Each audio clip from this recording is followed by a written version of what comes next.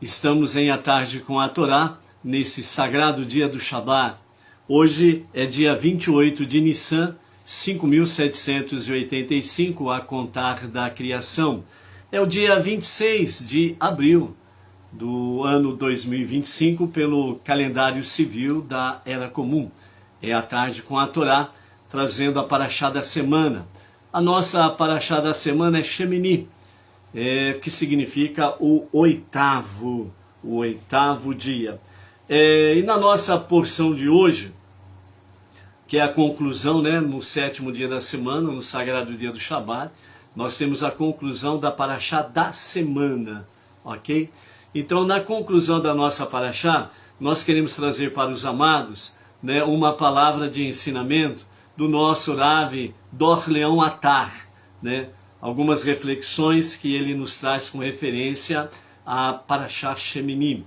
Também vamos falar a visão do nosso Rebbe Menachem Mendel, que nos fala com referência a essas questões dessa Parashá, sobre a questão dos cascos partidos ou fendidos, e também evitar de ser enganado. Vamos ver o que o nosso Rebbe Menachem Mendel, o líder espiritual máximo da nossa geração, o que traz para conosco. E dentro dessa Parashat Shemini, nós temos aí, com referência a 4 tipos de animais, que são relatados aqui como animais que o judeu não pode comer em hipótese nenhuma, ok? E qual é a relação desses animais com a questão dos exílios? Então nós vamos ver a relação desses animais com a questão dos exílios, ok? Então nesse aspecto aí nós vamos trazer o aspecto. Nós vamos trazer aí o aspecto desses animais com referência ao exílio, ok? E nesse sentido, nós estaremos trazendo, sem sombra de dúvidas, o significado, e a correlação com a questão dos exílios. E aí, nesse sentido, nós vamos ter também uma dimensão melhor, Vamos ter uma dimensão dentro desse aspecto espiritual, com referência à história judaica, ok? Com a visão do nosso rabino Dor Leão Atar, nós vamos ver a questão da Parashat Shemini, a questão da 8ª dimensão, a 6ª dimensão e a 7ª dimensão, ok? É um 3D, como é conhecido aí, no meio tecnológico, Então nós vamos ver esse aspecto aí sobre dimensões, 6ª dimensão, 7ª dimensão e 8ª dimensão, com a graça de Hashem, que ele nos conceda um estudo precioso, um shiur precioso, para podermos aprender cada vez mais a vontade de Hashem e poder aplicar na nossa vida, no nosso dia a dia. A relação dentro da visão judaica, com as suas 613 mitzvot, e dentro da realidade Benei Noach com as 7 leis de Noah, ou as 7 leis universais, para o nosso aprendizado. Lembrando que, mesmo dentro da palavra específica para os judeus, com referência aos seus 613 mandamentos, nós também temos dimensão espiritual para podermos compreender realmente no nosso dia a dia a agradável vontade de Hashem, para que os Benei Noach, os não-judeus, judaísmo para os não-judeus, sejam aplicados de forma que nós possamos, sem sombra de dúvidas, termos uma elevação espiritual e também elevar o nosso mundo, aquilo que nos cerca, elevar a níveis espirituais que esteja confirmando que nós estamos cumprindo a nossa missão suprema, que é transformar este mundo para ser a moradia de Hashem, ok? Então, essa é a realidade aí. A princípio, vamos dar aqui um Shabbat Shalom para as seguintes pessoas que sempre estão aí conectadas conosco, na tarde com a Torá. Entre elas, nós temos aí a Lourdes Oliveira, da cidade Alvorada do Oeste, Rondônia, extremo norte, do nosso país. Maria Sônia Moutinho de Oliveira, Guarulhos, São Paulo. Edneia Barbieri, São Paulo, capital. Anderson Gomes Baltazar, Vilhena, Rondônia também, né? Temos aí outro de Rondônia. A Franciele Machado de Aracaju, Sergipe. Temos Angel Laguarda, né? Essa pessoa se identifica dessa forma, né? E ela é moradora, né? Essa pessoa é moradora em Guayaquil, Equador. Na mesma localidade nós temos o Frank Franco, também de Guayaquil, Equador, e o Ferdinand Rafi, né? São 3 moradores da cidade de Guayaquil, Equador, né? Então estamos presentes também no Equador. Temos o Giovanni Cardoso de Batatais, São Paulo, né? Ali direção Ribeirão Preto, Franca. Temos também o Tarik Stigman, de Poços de Calda, Minas Gerais. Nil Freitas, Barra Bonita, aqui é a nossa região de Bauru. Nil Freitas, Barra Bonita, São Paulo. Edna Cruz, São Paulo, capital. Andréia Luiza Lopes Coutinho, não tem o nome da sua cidade. José Arnaldo Alves Damasceno, Montes Claros, Minas Gerais. Temos aí também outras visitas internacionais, né? O Sebastião Oliveira de Flórida, Estados Unidos. O Zarize e Edith Monteiro, que são de Portugal. Temos aí a Yaritza Verônica, Chile. O casal Robson e Cristina Torresan, de Laytonsville, Maryland, Estados Unidos. Temos aí o Miguel Lizard, México. E finalizando a nossa lista de hoje, temos aí o Roberto Andrade, de Paraguaçu Paulista, né, aqui interior de São Paulo, juntamente com a esposa e família, conectados em A Tarde com a Torá. Ok? Então esses são alguns, né, dos nossos amados que estão sempre aí conosco, aí, sem sombra de dúvidas aí. E quem está ao vivo e a cores, se puder colocar o nome da cidade para a gente poder falar, né? Temos aí o Jesus Alberto Pellegrini, né? Com a sua cidade. Guiomar Maria de Oliveira Silva.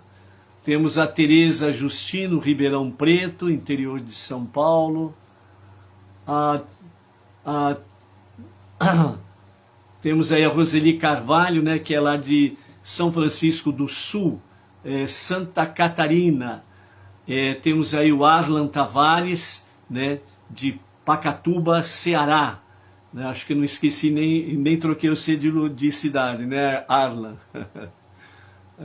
A Raquel Reis, aqui de Araraquara, né, ela e o marido, o Carlos, né, e a Carol ali, o pessoal de Araraquara, estão ansiosos aí pela nossa visita ali em Araraquara. Brevemente vamos fazer aí o motor do nosso carrinho do ano 2001, Fiesta, né? Depois de 249 mil quilômetros, não aguentou mais, vai precisar ir para a retífica, né? Então temos que esperar sair da internação para poder colocar de novo na estrada aí. Baruch Hashem. Então, amados, né? Vamos para a nossa paraxá da semana. Então, primeiramente nós queremos trazer para os amados a relação de 4 animais que o judeu ele não pode comer em hipótese nenhuma. São animais impuros, imundos. E a relação que tem exatamente com exílios, né? Nós estamos aí no capítulo 11, os versos 4 a 7, né? Onde nós temos a nossa paraxá Shemini, né? O capítulo 11 ele fala sobre leis, né, de animais proibidos, né, para com o povo judeu, os filhos de Israel, que são considerados impuros, imundos, e literalmente faz parte das 603 mitzvot, em que o judeu não pode comer, não pode se alimentar em hipótese nenhuma com referência a esses animais imundos. Mas nós temos aqui no capítulo 11, versos 4 a 7, nós temos 4 animais, que nos fala e ao mesmo tempo tem uma relação com os exílios do povo judeu. Então vamos ver quem são. Capítulo 11, verso 4 a 7 diz: no entanto, dentre os ruminantes, animais de casco fendido, estes são aqueles que vocês não podem comer. O primeiro deles é o camelo, o segundo deles é o iracoide, que é conhecido popularmente como coelho, né? A lebre e o porco, ok? Então, o camelo será impuro para vocês, embora ele rumine, uma vez que ele não tem um casco completamente fendido. O coelho ou iracoide será impuro para vocês, embora ele rumine, uma vez que ele não tem um casco completamente fendido. O terceiro animal, a lebre, será impuro para vocês, embora ela rumine, uma vez que ela não tem um casco completamente fendido. E o quarto é o porco, será impuro para vocês, pois embora ele tenha um casco completamente fendido, ele não rumina. Não comam da carne deles, os sacerdotes não devem tocar em suas carcaças, uma vez que eles são impuros para vocês. Então, o que nós temos aqui dentro desse aspecto, né, em que fala? Então, todos os animais, eles têm uma característica que é considerada pura. Porque o animal puro, para ser considerado dessa forma, kasher, ele precisa ter duas características, né, para que o povo judeu possa se alimentar. Eles precisam ter cascos fendidos completamente e ruminar. Essas são as duas características. E aqui esses quatro animais, o que nós contemplamos aqui é que eles têm uma característica, né, e outra superficial, que não é completa. Enquanto que nós vemos aqui o camelo, né, que não tem o casco completamente fendido, o coelho, que também não tem o casco completamente fendido, a lebre, né, que não tem um casco completamente fendido, ou seja, eles têm uma característica, ruminar. Então eles ruminam, mas eles não têm o casco completamente fendido. Então o casco é parcialmente fendido. Então é impuro. Com referência ao porco, nós temos aqui uma diferença. Ele não rumina, mas ele tem os cascos completamente fendidos. Então esses quatro animais, eles têm uma característica e não a segunda característica. Por isso eles se tornam impuros. Uma lição que aprendemos dessa questão aqui é sobre a questão de ser superficial. Apenas aparência.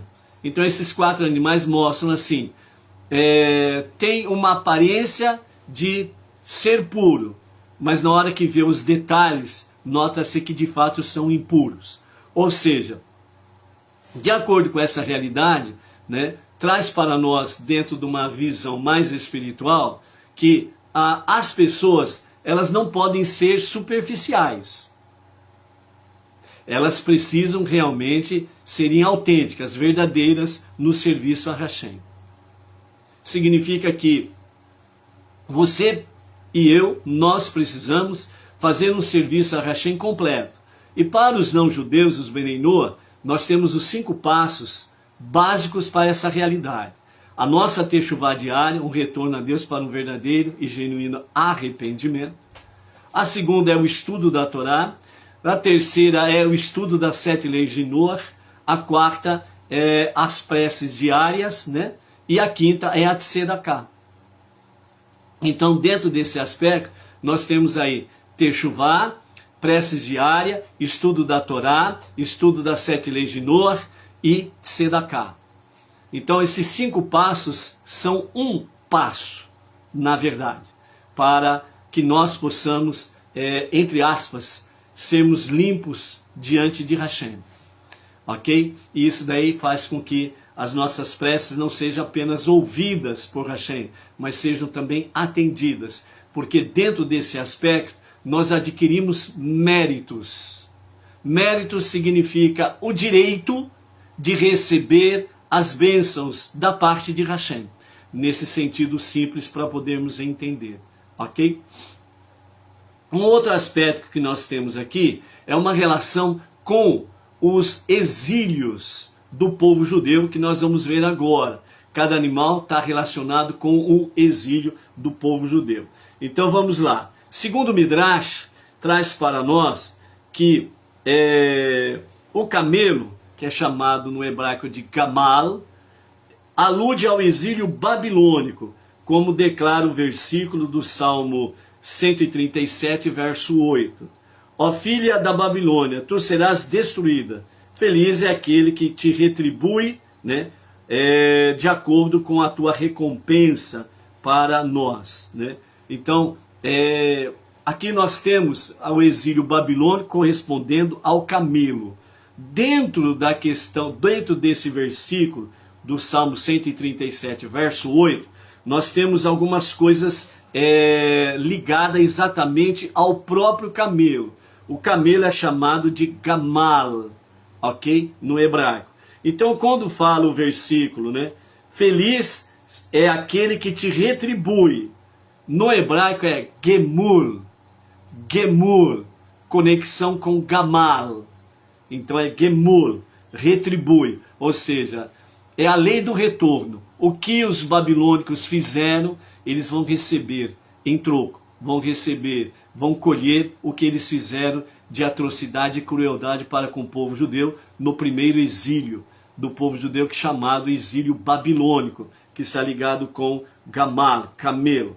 Então retribui, está Gemul, ok? De acordo com a tua recompensa. Recompensa aqui no hebraico também é Gamal. Gamal, camelo, ok? Para nós. Ou seja, então o camelo, o primeiro animal aqui, desses 4 animais específicos, então corresponde ao exílio babilônico, ok? Esse exílio babilônico. Ó. O segundo animal é o iracorde, que é mais conhecido popularmente como coelho, né? Também alude ao exílio persa.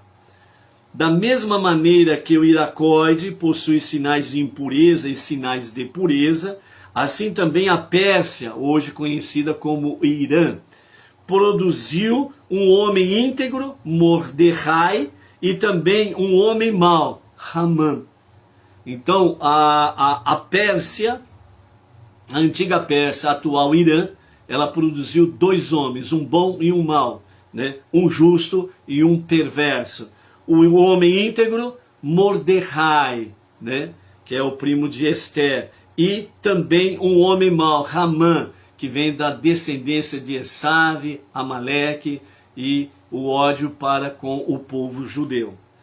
O terceiro animal, a lebre, refere-se ao exílio grego, já que a mãe de Ptolomeu era Lagos, que é a palavra grega para lebre, né? Então é o exílio grego. Foi aí que aconteceu a famosa tradução Septuaginta, né?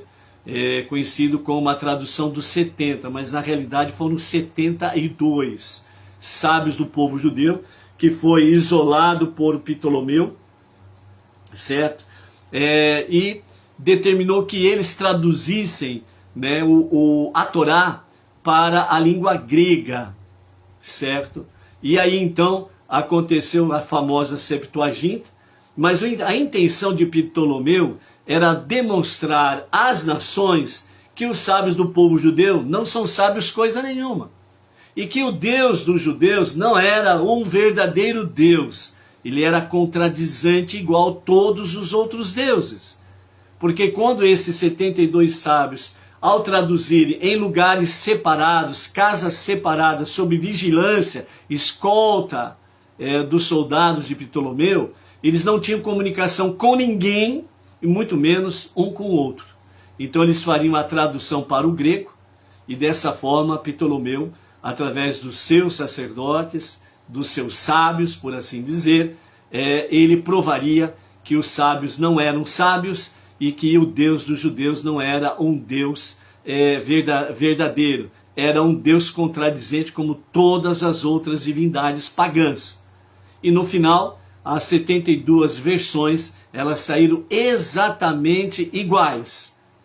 Ou seja, a inspiração divina colocou nos 72 sábios, realmente, na tradução, colocar tudo de acordo um com o outro, para que não houvesse contradição, né? Então, dessa forma, foi conhecido como Septuaginta. E o quarto animal, o porco. Aí o porco, ele alude ao exílio romano. O Rabi Yohanan, ele disse: por que o porco é equivalente aos outros três juntos? O Rabi Shimon ben Lakish disse: é até mesmo mais do que isso.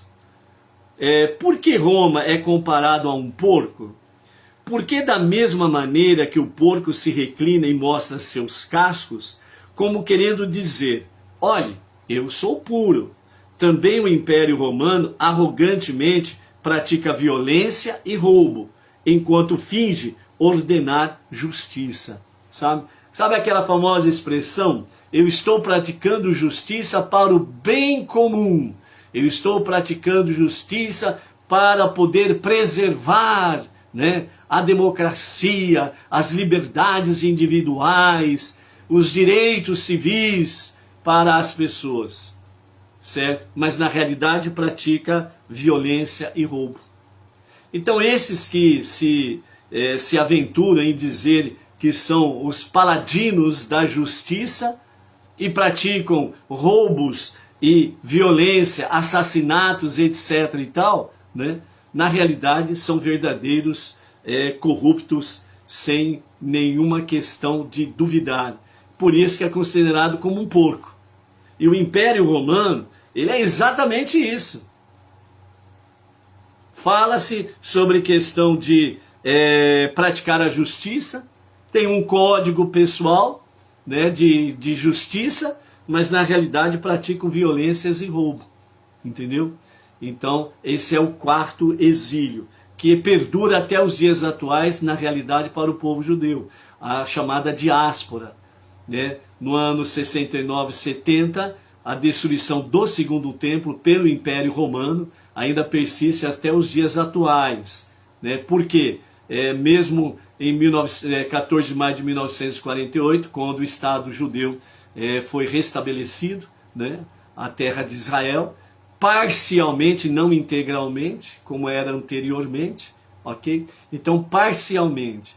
Então, a Galut, né, a diáspora, ela continua, o exílio romano ainda continua, porque ainda, enquanto houver, sem sombra de dúvidas, um judeu fora da terra prometida, da terra de Israel, ainda é a diáspora. Assim que todo o povo judeu retornar para Israel, então será o fim da Galut, do exílio, e vai iniciar o momento da redenção final com a revelação do justo e verdadeiro Mashiach, né? Algumas pessoas perguntam, mas se todos os judeus do mundo inteiro retornar para Israel, não vai caber. Não podemos esquecer que o Deus dos hebreus, Egito, o Deus dos judeus, tomando posse da terra prometida, o Deus de Israel, né, demonstrando claramente dentro lá do Beit HaMikdash, né, onde realmente não podia, fisicamente falando, né, materialmente falando, não podia caber tantas pessoas ali dentro, né, e cabia.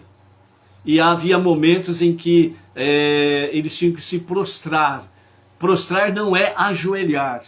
Prostrar é deitar de barriga para o chão, onde os pés e a cabeça estão no mesmo nível. Nesse sentido, humildemente reconhecendo que só Hashem é o soberano, é o todo-poderoso. Ok? E que o homem é apenas um nada sem Deus. Então, e cabia, milagres aconteciam, e vai acontecer novamente. O povo judeu voltará a habitar a terra prometida, as 12 tribos estarão retornando às suas repartições, às suas porções de terra normalmente, certo? Ou seja, as coisas serão realmente milagres sobre milagres, como fala o mês de Nissan, Nisei, Nissim, né? Milagres dos milagres, ok? Então isso acontecerá sem sombra de dúvidas. Outro comentário de Or HaHaim: nossos sábios disseram que no futuro o porco tornar-se-á puro e apresentará ambos os sinais, terá os cascos fendidos completamente e será ruminante, né? Então aqui nesse sentido fala que o porco em si ele vai tornar-se um animal puro nos dias da redenção final, nos dias de Mashiach. Ele voltará a ruminar e continuará tendo os seus cascos completamente fendidos, certo? Então significa que o porco ele será restaurado à sua pureza.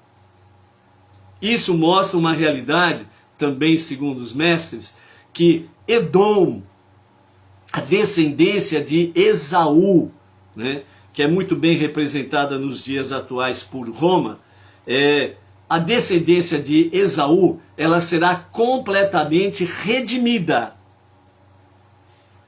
Lógico que os perversos que se manifestaram através dos tempos, para ele, vão deixar de existir. Mas tem muita gente boa ali no meio, não resta dúvidas que tem, ok? Então, a descendência de Esaú será completamente restaurada, né? E viverá em paz, realmente, com o seu irmão e a descendência do seu irmão Iacove, nos dias de Mashiach. Que seja brevemente para os nossos dias, a qualquer momento, e a qualquer momento mesmo. Amém, vê amém. Ok? Então essa é a realidade, né, de uma forma resumida, sobre a questão dos 4 animais e o exílio, a impureza e sobre o exílio em si. Ok? Baruch Hashem. Vamos aí para a nossa ilustração do nosso Rabino Dor Leon Atar, o que ele nos fala sobre essa nossa Parashá Shemini oitavo. Então, primeiramente, né, Shemini significa o oitavo, e a Parashá, ela realmente faz nos refletir a relação entre o físico e o espiritual, entre o finito e o infinito, entre a matéria e a alma, né? A morte trágica dos filhos de Aharon, Nadav e Avihu, né, que aconteceu nesse dia sublime. A Parashá, ela traz para nós realmente, né, descreve a inauguração do Mishkan durante os 7 dias, né, na nossa Parashá anterior, que foi feita, que nós vimos aí a semana passada, né? A Parashá antes de Shemini é exatamente a Parashá Tzav, né? Onde durante a Parashá Tzav nós tivemos aí os 7 dias de inauguração, né? Do Mishkan, tabernáculo no deserto, ok? E depois nós viemos para Shemini, o oitavo.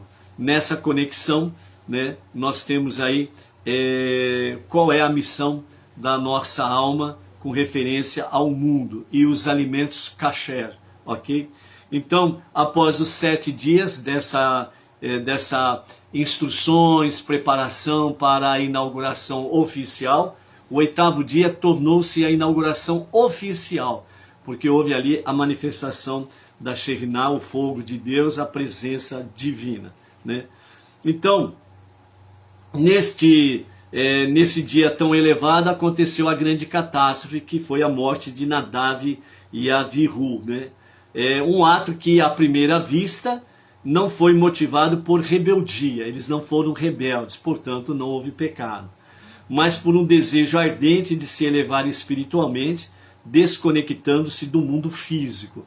Esse foi o anseio, o desejo, o êxtase, né, de Nadav e Avihu, de se desconectar deste mundo e conectar-se completamente a Hashem.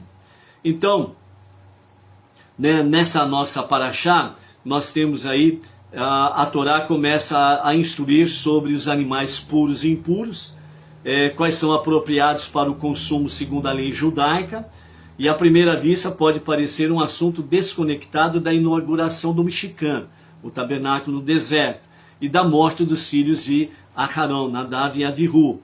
Mas sabemos que nada na Torá é por acaso, tem sentido, tem propósito. Toda paraxá leva um nome que está diretamente ligado ao conteúdo interno da paraxá. Então Shemini, o oitavo, não é exceção a essa questão. A dimensão do 8. A palavra Shemini significa oitava, oitavo, vinda da palavra Shemoni, no hebraico.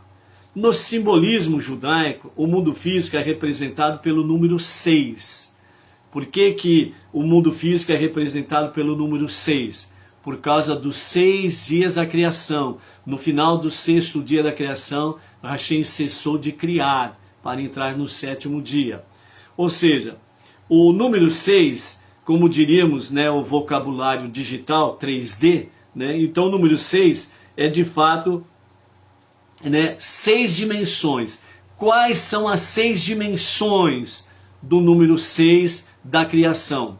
Então nós temos as 6 direções, direita, esquerda, para frente, para trás, para cima e para baixo. São as 6 dimensões.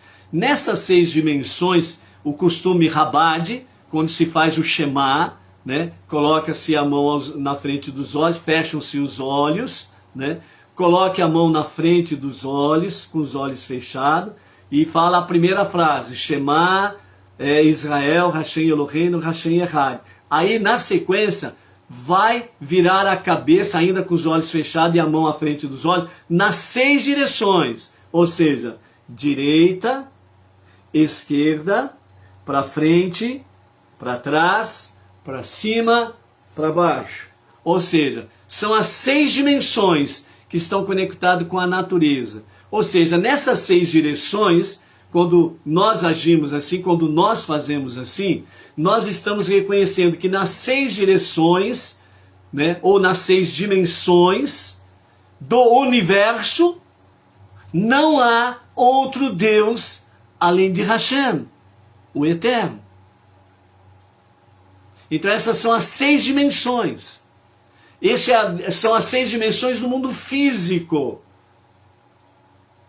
Você vira para a direita, esquerda, para frente, para trás, para cima e para baixo. Então tudo que está em sua volta, não abrangendo apenas o nosso mundo, o nosso planeta Terra, mas toda a dimensão galáxia. É o mundo físico, é o mundo natural. Por isso que está conectado com os 6, lembrando que no 6º dia Hashem criou o ser humano, a sua imagem e semelhança. Ok? Então nós temos essa questão da dimensão, em vez de ser 3D, é 6D, né? 6 dimensões, ok?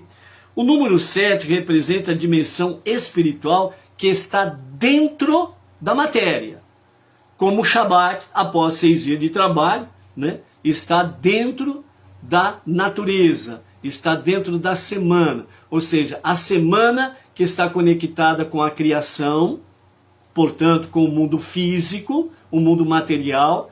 A semana se completa no 7º dia, o Shabat. Então, dessa forma, o número 7 representa a dimensão espiritual dentro da matéria. É o 7D, a 7ª dimensão, que está dentro da matéria. Por isso que os nossos sábios falam que nós precisamos olhar para tudo e ver realmente a centelha divina em tudo. E por que dentro desse tudo que está o mundo vegetal, o mundo mineral, o mundo animal e o mundo humano? E todas estas dimensões têm centelha divina. Por que tem a centelha divina? No mundo vegetal, no mundo mineral, no mundo animal. No mundo humano é fácil de entender, porque o homem foi feito sua imagem e semelhança, Então é mais fácil de entender que o ser humano tem em si uma centelha divina. Mas o animal, o mineral, o vegetal também tem? Sim, tem. Por que que tem? Porque quando Deus criou todas as coisas, Ele criou pela sua palavra.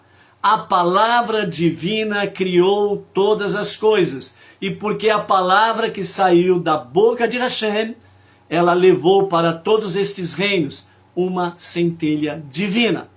Então por isso os nossos mestres falam que nós precisamos olhar para os 4 reinos e vermos a presença divina, a centelha divina, ok?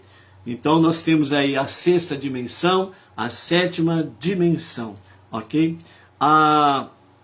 Então assim como o Shabat, após os 6 dias de trabalho, então o 7, que representa essa dimensão espiritual, ela está dentro da matéria, ou seja, dentro da semana está o Shabat. E dentro dos 4 reinos está a presença divina, a dimensão espiritual em todas as coisas, ok? Assim também, né, o ano sabático, após 6 anos de cultivo, a terra descansa completamente, não se trabalha na terra. Então, o ano sabático, né, chamado de Shemini, né, é a dimensão espiritual que está dentro do mundo físico. Depois de 6 anos de trabalhar a terra, o povo judeu tinha que parar, não mexer na terra, não trabalhar na terra, deixar a terra descansar, e ela por si só, né, vai produzir os frutos que ela der. E os frutos que ela der, então as pessoas vão se alimentar exatamente daquilo. Então o 8 é a 8ª dimensão, também que nos fala dentro desse aspecto aqui. Agora, o número 8, por sua vez, simboliza a dimensão espiritual que está acima da natureza. Ou seja, essa dimensão, essa 8ª dimensão, que é a dimensão espiritual mais elevada do que a questão do Shabat em si, ela está acima da natureza.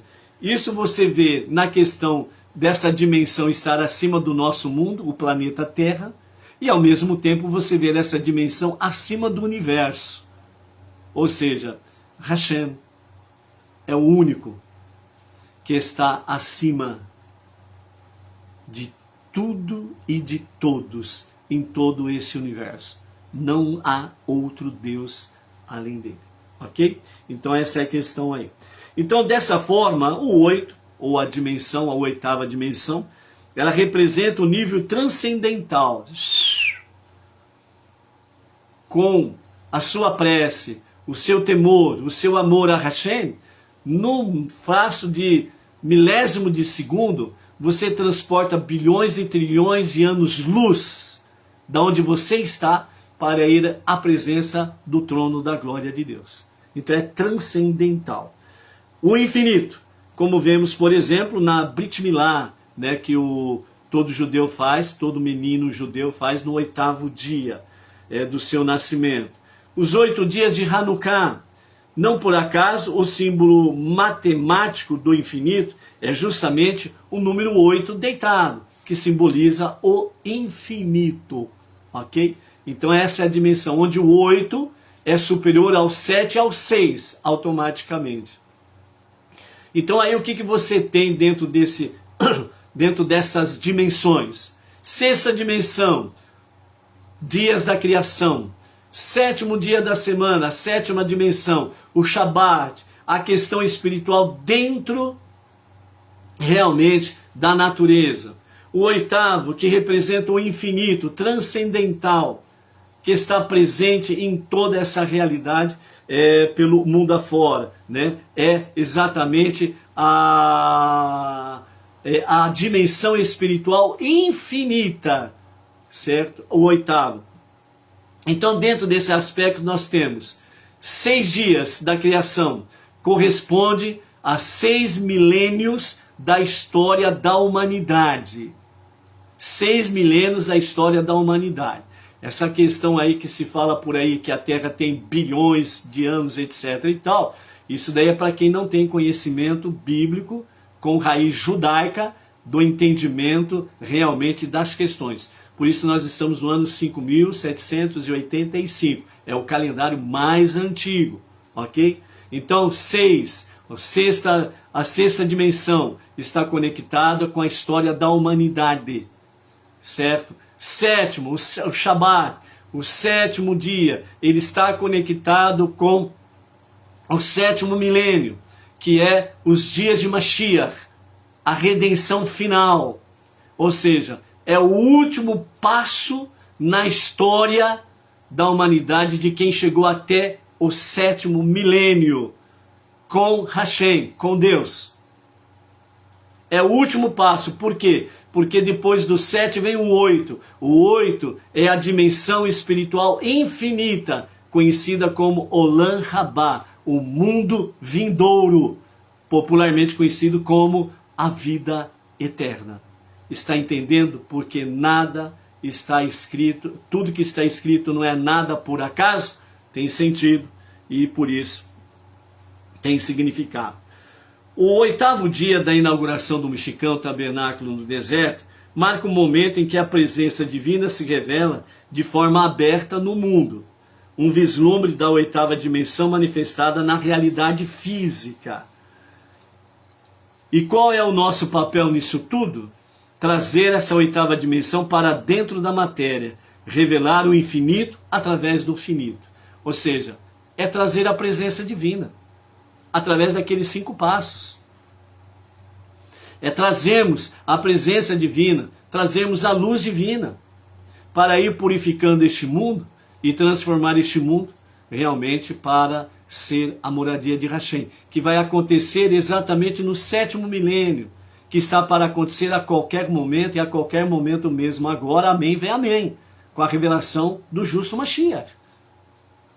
Entendeu? Então essa é a questão. Trazer essa 8ª dimensão é trazer o conhecimento do monoteísmo com fundamento judaico e orientação rabínica. Trazer às pessoas o conhecimento do único e verdadeiro Deus, do único Criador, do único Redentor e Salvador, como diz Isaías 43, 9 a 11. Fora tantos outros textos que nos fala a própria Torá, Salmos e Companhia Limitada, sobre o único Deus. Então é trazer realmente o conhecimento das pessoas da unidade e da unicidade do único Deus. E nós podemos fazer isso, ok? Então, sobre a alma e os alimentos, né? Lembrando que nós estamos aí refletindo sobre a palavra do Rabino Dor Leão Attar, ok? Aqui entra um ensinamento profundo. A palavra Neshama, que é alma, contém exatamente as mesmas letras de Shemoneh, 8. Vimos ali atrás, né? A Parashá Shemini, 8º, e a palavra está conectado com a palavra Shemoneh, o 8. Shemini, 8º. Shemoneh, 8. A alma vem dessa 8ª dimensão, do mundo espiritual infinito. No entanto, ela é colocada dentro de um corpo físico que pertence à 6ª dimensão da criação. No 6º dia da criação, o ser humano foi criado por Hashem. E precisa viver constantemente tentando equilibrar esses dois mundos, o espiritual e o físico. Ou seja, a alma vem dessa 8ª dimensão. Por que vem dessa 8ª dimensão? Porque Hashem, o único Criador, junto de si, ele criou, da forma comum para as pessoas entenderem, ele criou ali o mundo das almas. Então a nossa alma, antes de vir para cá, para esse mundo inferior e habitar os nossos corpos, a nossa alma estava ali, junto de Deus, a sua fonte essencial. Mas chegou um determinado momento que Deus chamou a tua alma, a minha alma, a nossa alma, e falou, você vai para o mundo inferior. A alma, obviamente, não queria sair daquela dimensão, da 8ª dimensão. Sair para quê dali? Mas Deus disse, você tem uma missão a cumprir, você vai lá para o mundo inferior, você vai habitar o corpo tal, você vai se chamar tal, certo? E a única coisa que Hashem fala para a alma: faça de tudo para você não ser um rachá. Ou seja, faça de tudo para você não ser um perverso. Porque se você for rachá, for perverso, você deixará de existir no dia estabelecido para tal finalidade. Então essa é a questão. Então a nossa alma, ela estava junto de Deus, a nossa fonte essencial, chamada também de alma divina. Então por isso que muitas vezes, né, é representada aquela questão, né? O meu ouvido direito, ele ouve o anjo bom. O meu ouvido esquerdo, ele ouve o anjo mau. Então como que eu faço? Então por isso fala de equilíbrio dentro desse aspecto. Alma divina, lado direito. Lado esquerdo, alma animal. É onde que a alma divina, ela precisa ser fortalecida naqueles 5 passos que falamos, para que ela possa trazer a alma animal, ou o lado mal nosso, para estar junto do lado bom. E aí, os dois fazem uma fusão, e há então um equilíbrio. E dessa forma, nós vamos transformando não só a nossa vida, mas tudo ao nosso redor em luz. E vamos dissipando as trevas e vamos confirmando que estamos transformando este mundo para ser a moradia de Hashem. Ok? Então essa é a questão da nossa alma. E quando a nossa alma saiu da sua fonte essencial, perto da sua fonte essencial, que é o próprio Deus, veio habitar esse corpo. E aí a nossa alma, ela ficou, entre aspas, aprisionada a esse corpo. A nossa alma divina, ela é da 8ª dimensão do infinito. Imagine então dentro de nós o conflito, por assim dizer, da nossa alma divina. Por isso que muitas vezes você, né, se encontra muitas vezes numa situação que você fala assim: meu Deus, o que está acontecendo comigo? Eu não estou entendendo, eu estou numa confusão de pensamentos, de sentimentos, né? E às vezes você não está entendendo aquilo, mas é exatamente a sua alma divina. A sua alma que está ali dentro, trazendo, entre aspas, esse conflito, para que você possa ouvir a voz da sua alma e procurar os 5 passos e poder viver esses 5 passos para que a alma divina seja forte e ela possa arrebanhar a alma animal para poderem juntas realmente fazer-nos cumprir a nossa missão que Deus estabeleceu, que é transformar este mundo para ser a moradia de Hashem. Entendeu? Então é isso daí. Então é por isso que a Torá nos dá orientações sobre como refinar o corpo para que ele se torne um recipiente adequado à luz da nossa alma. Se a nossa alma ela vem da 8ª dimensão, ela é energia pura. Ela é luz pura. Então, nós precisamos fazer com que o nosso corpo realmente se torne adequado à luz da dimensão, da 8ª dimensão, melhor dizendo, da nossa alma. Por isso que muitas vezes nós estamos em conflito entre o sim e o não, entre o bem e o mal, faço ou não faço, como que eu faço, como que eu não faço. Então muitas vezes esses conflitos que nós nos encontramos, exatamente dentro desse aspecto.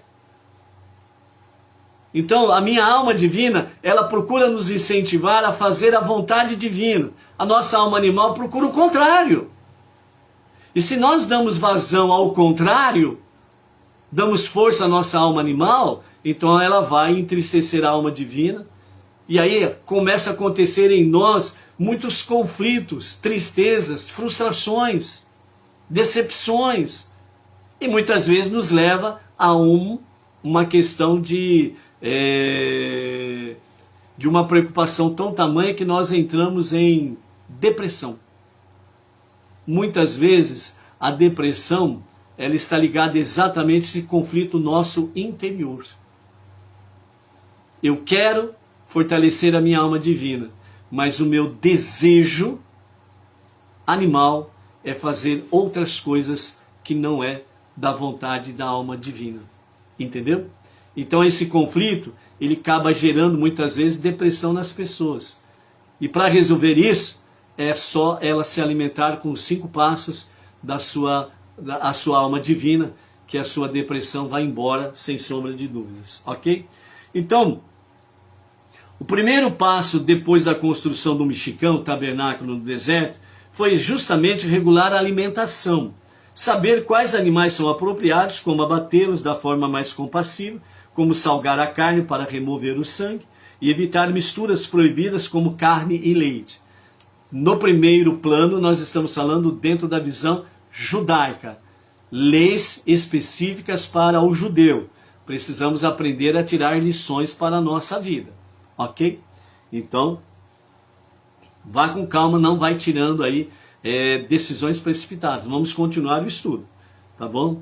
Então, como abater os animais, mas... como salgar a carne para remover o sangue, como evitar misturas proibidas como carne e leite, ok? Por que evitar mistura de carne e leite? De forma simples e resumida. A carne, ela está conectada com o sangue, e essa conexão traz exatamente o que? Traz o fortalecimento da alma animal.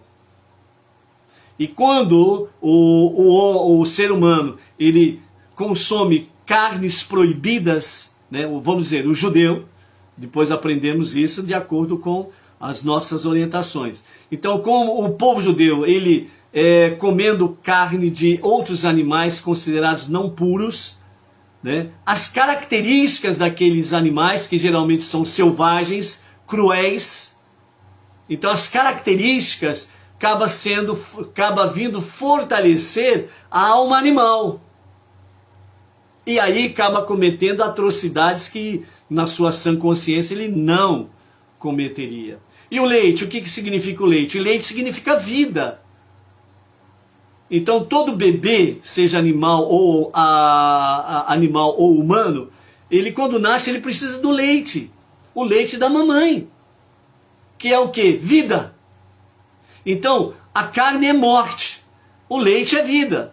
Então como você vai misturar morte e vida ao mesmo tempo, nessa dimensão que nós nos encontramos antes da era messiânica? Ou você escolhe, né, fortalecer a alma divina, vida, leite, ou você escolhe fortalecer a alma animal, a morte. Ou seja, animais proibidos, não kasher, ok? E também dentro dos próprios animais permitidos, o judeu mesmo assim não pode misturar os animais permitidos, ou seja, animais kosher, com leite. Não pode misturar carne com leite também, em hipótese nenhuma. Não pode misturar. Por isso que a cozinha judaica, ela tem a pia enorme, né? De um lado é carne, do outro lado é leite. As vasilhas que são usadas para a carne não são usadas para leite e vice-versa. Ok? Esse é o mundo judaico. Ok? É o mundo judaico. Então, é tomar muito cuidado com essas questões aí. Ok? Às vezes um Bnei Noach fala assim: eu me alimento de alimentos kasher. Ok? Só um exemplo para nós compreendermos o seguinte. Para que o alimento ele seja devidamente kasher, ele precisa de uma inspeção rabínica. Havendo uma inspeção rabínica, aquele alimento é kasher. Um outro detalhe, quando vai se preparar o alimento, um judeu que precisa acender o fogo. Então um judeu precisa acender o fogo. Normalmente em comunidades que tem rabino, o rabino é que acende o fogo quando tem uma reunião coletiva. Então, para acender o fogo, para consumir o alimento kasher, é preciso que um judeu, seja rabino ou não, um judeu religioso, vá acender o fogo. Então ele vai acender o fogo do seu fogão. E aí vai colocar os alimentos, etc. Então, só por aí você tira uma base. Então, para se consumir alimentação kasher, é preciso de um judeu acender o fogo do seu fogão. Então por aí você vê que não é uma coisa assim, eu decido por decidir e ponto final, né? Tem que ter critérios e obedecer a halahá, que é a lei judaica. Aí a pergunta fica, mas eu posso ou não posso comer alimentos kasher, né? Eu, por exemplo, não vou comer, nunca mais eu vou comer carne de porco. Então você vai comer, você pode tomar essa decisão, mas não como uma decisão religiosa. Porque se você for tomar uma decisão religiosa, você precisa obedecer a halahá, a lei judaica. E aí você vai precisar de um judeu na tua casa para acender o fogo do seu fogão, por exemplo. Entendeu? Mas assim, eu decido não por uma questão religiosa, mas porque eu quero fazer realmente de forma que seja agradável a meu Deus, certo? De forma espontânea, voluntariamente. Eu não vou comer mais carne de porco, ponto final. Tudo bem, não tem problema nenhum. Eu estou decidindo não de forma religiosa, mas porque eu quero fazer assim, né, dessa forma, não misturar carne com leite, ou os derivados de leite. Não quero misturar, e não vou fazer mais isso. Então você pode tomar uma decisão voluntariamente, não religiosa, para assim o fazer, né? Porque eu aprendi que o judeu ele se alimenta de carne e leite, mas separados, né? Quando come alguma coisa derivada do leite, o judeu precisa esperar 1 hora para comer carne. E quando o judeu ele come carne, para poder consumir algum derivado do leite, ele precisa esperar 6 horas para poder se alimentar, ok? Então, essas são as questões aí, certo? Então é analisar, na dúvida, procurar o seu líder Bnei Noach local, né? Procurar através do seu líder uma orientação mais adequada do rabino e vai se ajustando as coisas no seu devido lugar, ok? Então lembre-se disso, a decisão que eu vou tomar não pode ser religiosa, porque se você tomar uma decisão como uma decisão religiosa, você pode estar correndo um perigo muito grande espiritualmente, porque você não vai obedecer a halahá, a lei judaica, e aí você vai arrumar problemas em vez de você ter soluções, ok? Então é isso daí. O propósito então do mexicano, né, depois do templo de Jerusalém, o Beit Hamikdash, era irradiar, melhor dizendo, era irradiar a presença divina no mundo físico. Então todos os detalhes, inclusive o que comemos, importam na ação do judeu no seu dia a dia. E da mesma forma que os sacerdotes precisavam manter um nível elevado de pureza, cada judeu deve se comportar com santidade, até mesmo em sua alimentação, para permitir que a alma ilumine o corpo e assim transforme o mundo ao seu redor, ok? Então, sempre procurando uma orientação adequada para com essas questões aí, ok? Então, não tome decisões precipitadas, sempre com oração, preces e procurando uma orientação adequada. O nosso Rebbe Menachem Mendel, ele fala assim, os aspectos, aliás, um sinal kasher que é ser ruminante, né, baseado aí na questão aí do porco, né, isso faz alusão à necessidade de refletirmos, né? Ele tem os cascos completamente fendidos, mas não rumina. Digerimos várias vezes as ideias, né? Dentro desse aspecto aí, nós precisamos estar preocupados de não sermos superficiais, certo? Quanto à questão, né, do animal que rumina, isso faz alusão às necessidades de refletirmos e digerirmos várias vezes a ideia, né? Então ouvir, estudar, refletir, ouvir, estudar, refletir várias vezes, certo? Por isso não se toma decisões precipitadas. Antes de nos envolvermos nos aspectos mundanos da nossa vida. Em primeiro lugar, é preciso analisar as nossas intenções e garantir que tem como única finalidade elevar o mundo, depurando-a de modo que o desejo de gratificação sensual por si só, né? De todo desejo sensual. Então, o desejo, no sentido de transformar o mundo, ele precisa ser depurado, bem apurado, ele precisa ser com santidade e não ser levado por qualquer tipo de sensação sensual, ok? A ambição, ela pode ser uma sensação sensual.